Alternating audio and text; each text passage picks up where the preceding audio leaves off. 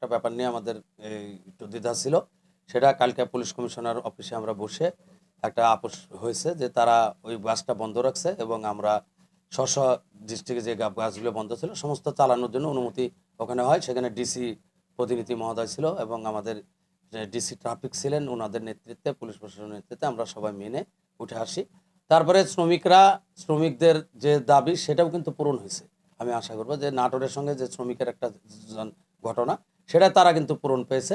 কিন্তু হঠাৎ করেই ওই বিকালবেলা গাড়ি চালু হয়ে গেছে, তারপরে পাখির সঙ্গে আর ওই আরেকটা কার সঙ্গে যিনি একটু টুকটাক কি হয়েছে, তারা এসে গাড়ি বাধা দিচ্ছে। বাধা দেওয়ার পরে ফেরদৌস বলে যে এরকম ব্যাপার, গাড়ি কেন বাধা দিচ্ছ, গাড়ি তো পুলিশ প্রশাসন থেকে অর্ডার হয়েছে, গাড়ি চলবে, আর আমরা কোনো সমস্যা থাকলে সেটা অফিসে বসে সারো।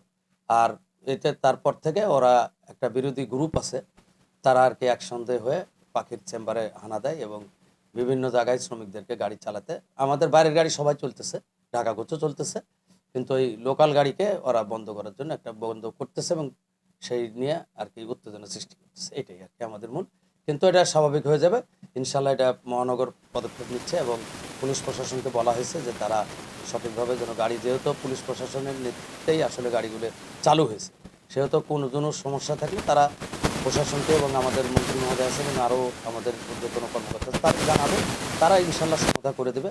আর গাড়ি চালু থাক, গাড়ি বন্ধ করলে যাত্রীদের হয়রানি হবে, এটা আমি চাচ্ছি এবং এটা হয়ে যাবে ইনশাল্লাহ অল্প।